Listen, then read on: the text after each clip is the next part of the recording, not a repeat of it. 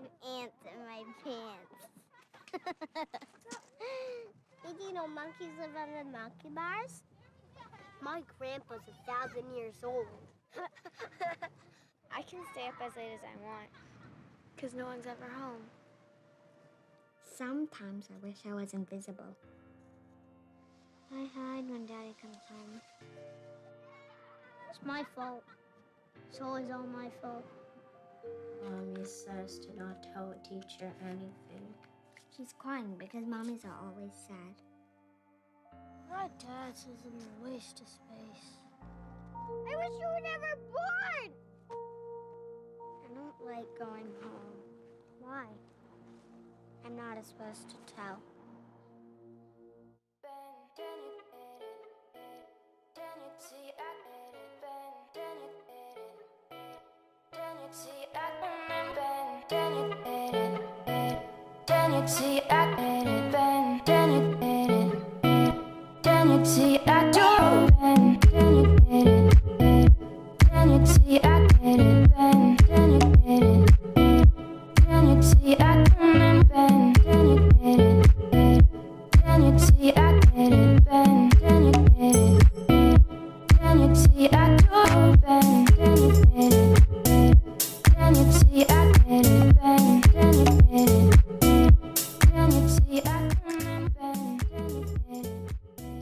So my name is Miranda Clark. I'm a family service worker at York Region Children's Aid Society. So the Children's Aid Society's role is to protect children and work with families. And then we also have the York Region Children's Fund, which is a fundraising arm of the agency. So as a family service worker, I work with children between the ages of 0 and 16. And then a children's service worker works with children who are between the ages of 0 and 21. We have a lot of volunteers that work with the agency. We have over 100 volunteers that work in all different capacities. One of our programs is volunteer drivers who help kids get to visits with their families and appointments in the community. We also have volunteers that do homework club. We have some volunteers that work as buddies to children support, and then we also have lots of volunteers that help out with our holiday heroes program. So there are a lot of paid employees that work for the agency in a number of different capacities. We have intake workers who take initial calls and visit with families when concerns are reported. We have family service workers that work ongoing with families. We have children's service workers who work with the children that are in care. And then we have a lot of other people who do a lot of work behind the scenes with the foster families and our other departments to make the agency run well. So in my role as a family service worker, as I mentioned, I work ongoing with families. So at that point in time, an intake worker has already determined that the family needs some ongoing services and supports. So I go out and meet with the family on a monthly basis and try to offer them resources in the community to kind of address the concerns that the society has regarding the parenting of their children. And I then work with those community service providers to work on the goals to address the society's concerns. And then I also, on occasion, help them out if the family is struggling to buy groceries or need help getting a bed or something like that. Then I will work in coordination with that supervisor to try to secure donation money or food vouchers for the family. So what will you use any donated money for? So we use donations in a lot of different ways. That could be for helping the family with food vouchers. It could be purchasing items that the family needs, such as a crib, or helping kids go to summer camp, helping them get the things that they need in order to go to summer camp, and all those kind of things. So what I enjoy most about working here is getting to work with children and their families on moving their goals and seeing them be successful. Do you know how many kids or families you would help in a year? So we receive over 10,000 calls a year and we service over 7,000 families in York Region. So we service over 7,000 families within York Region.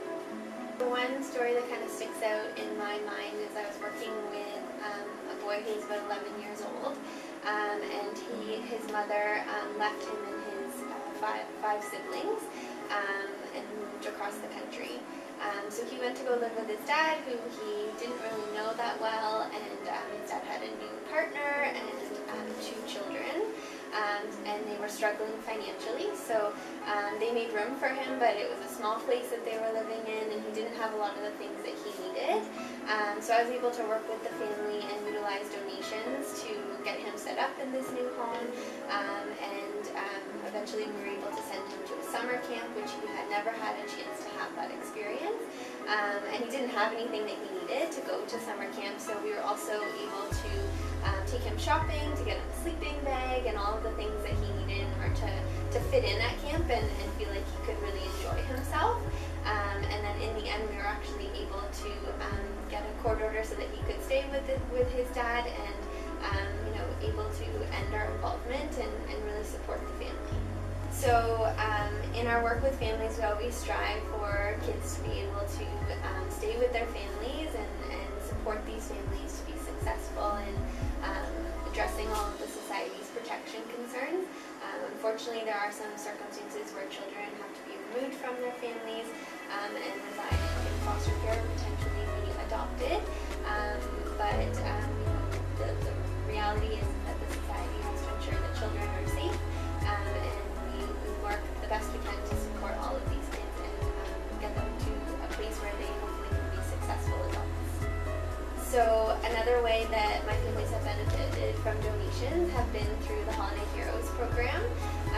A lot of our families that we work with are struggling financially, and Christmas time can be a very difficult time, and the holiday time in general.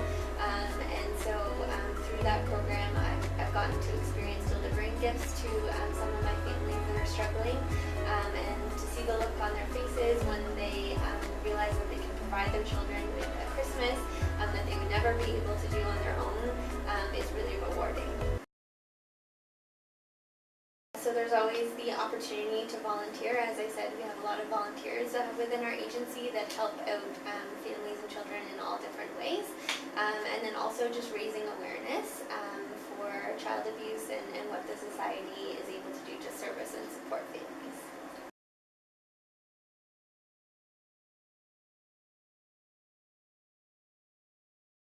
The clock is ticking for thousands of children about to turn 18 and living in foster care in Ontario. Picture a child. If a child has no family of their own before they leave foster care, chances are they will not finish high school, be homeless, be incarcerated. If you've pictured a girl, chances are she will have a baby within 4 years. And that child is twice as likely to enter foster care. But there is a solution. We call it the family effect. We think every child deserves a family for a lifetime. Picture that this youth now has a place at a holiday table. Someone to call when they ace an exam, someone to call when they fail an exam. Grandparents for their children. When we find a family for every child and youth waiting, we will bring hope for generations to come. You get this picture? That's the family effect.